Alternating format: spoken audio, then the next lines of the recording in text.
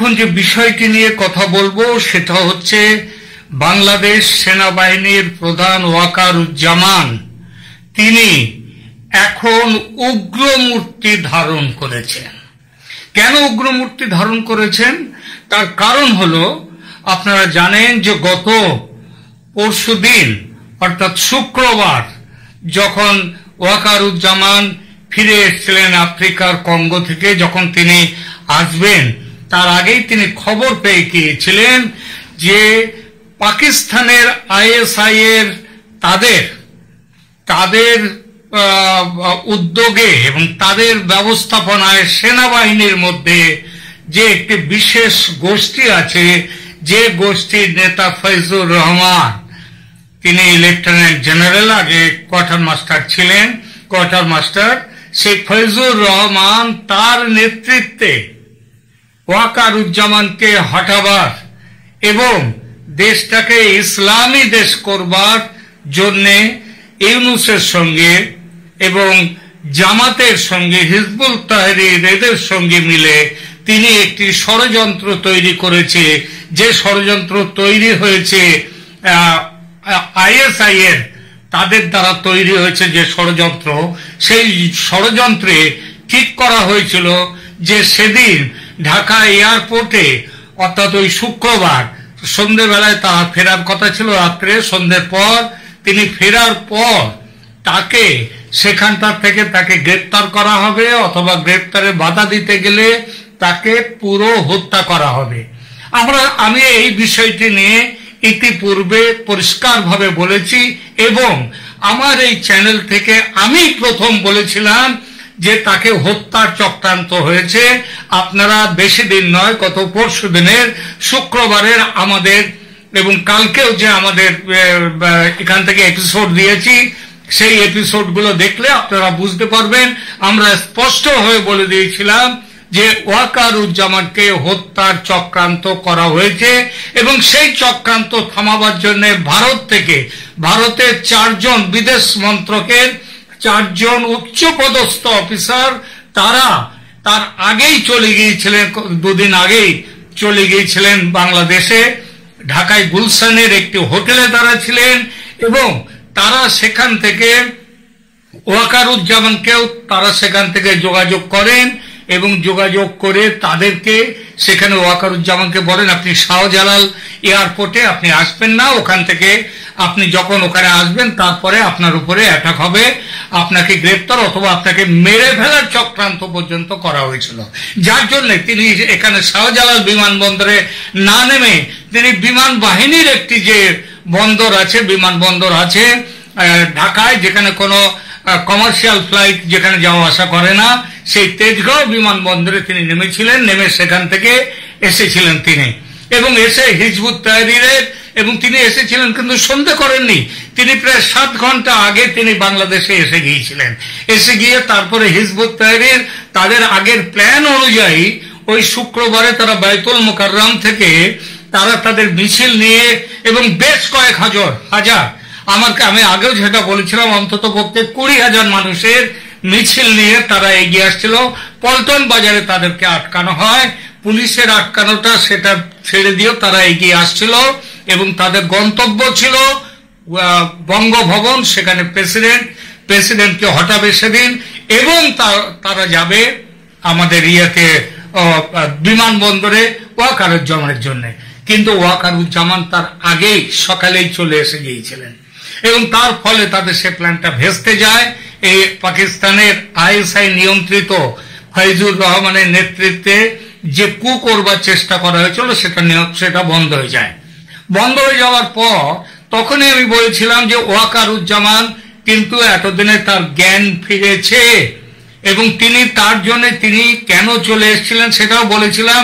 তার উপরে একটা বিরাট ভয় দেখানো হয়েছিল, সেই ভয় দেখিয়েছিল আমাদের জাতিসংঘের মানবাধিকার হাই কমিশনের যে প্রধান ভলকার তুর্ক, তিনি নিজে স্বীকার করেছেন বিবিসির সাথে এক ইন্টারভিউতে, তিনি বলেছেন যে তিনি ফোন করেছিলেন ওয়াকারুজ্জামানকে গত বছর ওই 5ই আগস্টের আগেই, তিনি ফোন করেছিলেন এবং বলেছিলেন সেনা যদি কোনো রকম ভাবে ছাত্রদের এই ছাত্র জনতার আন্দোলনে হস্তক্ষেপ করে তাহলে তিনি কিন্তু বাংলাদেশের যে সৈনিকরা যারা রয়েছে শান্তিরক্ষা কমিশনে তাদেরকে ফেরত পাঠিয়ে দেবেন, এটা বলেছিলেন।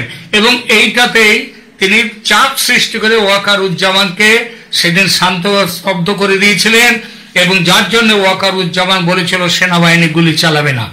এবং তারপরে ওয়াকারুজ্জামান এখন বুঝতে পারছেন যে তাকেও সরাবার জন্য কি চেষ্টা করা হচ্ছে, এবং এই চেষ্টার জন্যই ওয়াকারুজ্জামান এখন সম্পূর্ণভাবে এই ইউনুস জামাত, ওয়াকারুজ্জামান নিজে পাকিস্তানের আইএসআই এর লোক ছিলেন, তার সাথে যোগাযোগ ছিল, কিন্তু যখন নিজের ঘাড়ে এসে পড়েছে, যখন দেখেছেন তার নিজের বাঁচার সম্ভাবনা নেই, তখন তিনি এইবার জেগে উঠেছেন। আর জেগে উঠে তিনি উগ্র মূর্তি ধারণ করেছেন। হিজবুত তাহরীরের এত বড় যে জামায়াত, সেই জামায়াতের মিছিলকে তিনি ছত্রভঙ্গ করে দিয়ে তাদেরকে গ্রেপ্তারও করেছেন, একটা বড় সংখ্যা গ্রেপ্তার পর্যন্ত করেছেন। এবং স্বভাবতই এর ফলে আইএসআই তারা ক্ষুব্ধ হয়ে গেছে, এবং তারা নতুন প্ল্যান ফাঁদবার আগে, নতুন করে প্ল্যান তৈরি করার আগে, ওয়াকারুজ্জামানের বিরুদ্ধে নতুন করে কোনো ব্যবস্থা নেওয়ার আগে তারা করেছে কি, তারা যখন এটা করবে তার আগে ওয়াকারুজ্জামান নিজে একটা পাল্টা ব্যবস্থা নিয়ে নিয়েছেন। আপনাদের হয়তো একটা স্মরণ করে দিয়ে একটা ঘটনার কথা, পাকিস্তানের ঠিক সেই এইরকম একই ব্যাপার ঘটেছিল। তখন সেনাপ্রধান তিনি ছিলেন পারভেজ মুশারফ। পারভেজ মুশারফ তিনি একটি রাষ্ট্রীয় সফরে তিনি গিয়েছিলেন শ্রীলঙ্কায়। শ্রীলঙ্কা থেকে যখন তিনি ফিরছেন, নওয়াজ শরীফ ছিলেন তখনকার ওখানকার প্রধানমন্ত্রী, তিনি ঠিক করেছিলেন ও পারভেজ মুশারফকে তিনি গ্রেফতার করে নেবেন অথবা তাকে মেরে ফেলবেন। নওয়াজ শরীফের প্ল্যান ছিল সেটা, কিন্তু করলেন কি, পারভেজ মুশারফ ওই বিমানবন্দরে না নেমে তিনি অন্য জায়গায় গিয়ে নেমে সেই নওয়াজ শরীফের সেই প্ল্যানটাকে তিনি বানচাল করে দিয়েছিলেন। ঠিক একই অবস্থা, কারণ এই পুরো প্ল্যানটা তো পাকিস্তানের আইএসআই ওদের মাথা থেকে বেরোচ্ছে। তো এখানে বাংলাদেশেও তারা এখন বাংলাদেশের দায়িত্ব নিয়ে নিয়েছে প্রায়। এই মানে তাদের সেখানে ইউনুস রয়েছে, আর ইউনুস তো প্রধানমন্ত্রী নয়, অনির্বাচিত অবৈধ উপদেষ্টা, প্রধান উপদেষ্টা তিনি। এমন কিছু না, তিনি তো হাত মিলিয়ে নিয়েছেন এদের সঙ্গেই, ওই যারা মৌলবাদী সন্ত্রাসী গোষ্ঠী তাদের সাথে হাত মিলিয়ে নিয়েছেন তিনি তার নিজের বাঁচার জন্য। এই পরিস্থিতিতে এখন ওয়াকারুজ্জামান, আবার সেনাবাহিনীর মধ্যেও তো 4টে গোষ্ঠী হয়ে গেছে জানেনি, ভারতের গোষ্ঠী আছে, একটা নিরপেক্ষ গোষ্ঠী আছে, তারপরে আমাদের রয়েছে ওয়াকারুজ্জামানদের গোষ্ঠী আছে, ইত্যাদি নানা রকম আইএসআই এর গোষ্ঠী এরা তো রয়েছে, এই জামাত তাদের সঙ্গে রয়েছে। এই 3-4টি গোষ্ঠী যে রয়েছে, এর মধ্যে ওয়াকারুজ্জামানের বিরুদ্ধে সব থেকে এখন আগে যার নাম, এবং জানি ওয়াকারুজ্জামানকে পদ থেকে সরিয়ে দিতে পারলে সেনাপ্রধান হওয়ার লড়াইতে যিনি একদম সবাই আছে, সামনে আছে, এবং যিনি পাকিস্তানেরও সাহায্যপুষ্ট আইএসআই যার পেছনে রয়েছে, এবং অবশ্যই জামাত শিবির এখানকার তার পেছনে, আর এদের ধামা ধরে রয়েছেন যে আমাদের যে মোহাম্মদ ইউনুস, সেই ইউনুস স্বাভাবিকভাবেই তার পক্ষে।